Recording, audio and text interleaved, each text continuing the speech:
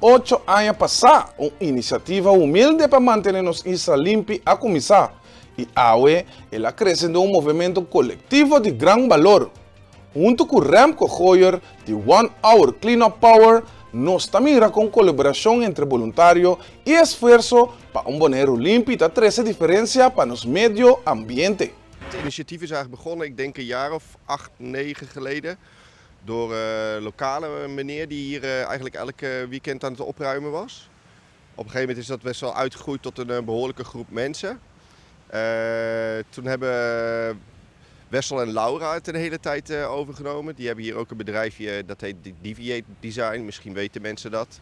En die hebben eigenlijk dat aantal jaren gedaan totdat wij het ongeveer, denk ik, 4, 5 jaar geleden hebben overgenomen. Omdat hun kregen ook een kindje, dus ja, ze hadden andere belangrijke dingen te doen. En nu doen wij het als een groep alweer 4, 5 jaar. Eigenlijk elke zaterdag een uurtje. Oké, en werken jullie samen met lokale partners zoals overheid of bedrijven?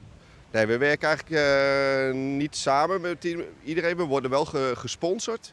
Dus bijvoorbeeld de zakken die krijgen we altijd van de warehouse. En dan hebben we een afspraak met de Celibon. Dat we geven de locatie door.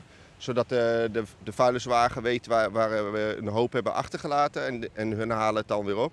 En de rest is eigenlijk ja, dat we van giften krijgen. En daar halen we wat spulletjes voor. Dus ja, dat komt altijd wel goed eigenlijk. Oké, en hoe zijn jullie op het idee gekomen van het Karma Points? En is het echt een beloningssysteem? Ja, de Karma Points moet je eigenlijk meer in jezelf zoeken, zeg maar. Is meer, ik zie het zelf zeg maar, als spiritueel.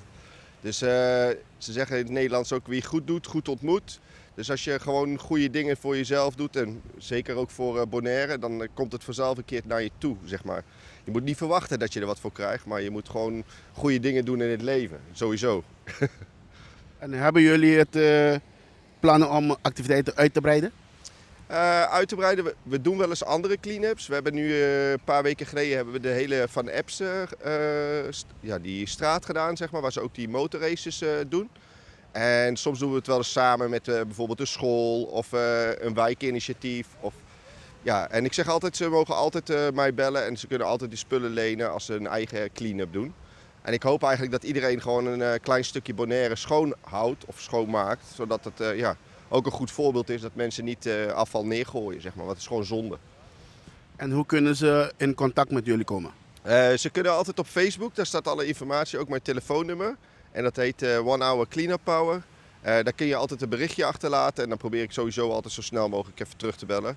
En Laura is altijd op de achtergrond ook aanwezig. Die houdt heel veel de Facebookpagina bij en meer de communicatie.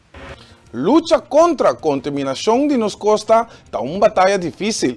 Especialmente, ora é sushi, tá vindo de outra isla nang ita que tá pegando a nos costa. Sin embargo, é aqui não está voluntário na maneira Hans, que tem 3 anos acaba de dedicar seu tempo na causa aqui. Com enfoque prático de 1 hora turja sabra, Hans Vriends tá amplia. Bom dia, mijn naam is Hans en ik ben nu al sinds een jaartje of 3 mee aan het helpen aan een vrijwilligersteam om hier de kust van Bonaire, voornamelijk de oostkust, een beetje schoon te houden. Er spoelt hier enorm veel rotzooi aan, vooral plastic, maar ook wel hout, ijzer. En dat proberen wij op te ruimen zodat de kust er weer een beetje netjes uitziet. Het probleem weghalen kunnen we niet, want het komt van andere eilanden af. Maar we zorgen er wel voor dat het er weer een beetje netjes uitziet op Bonaire.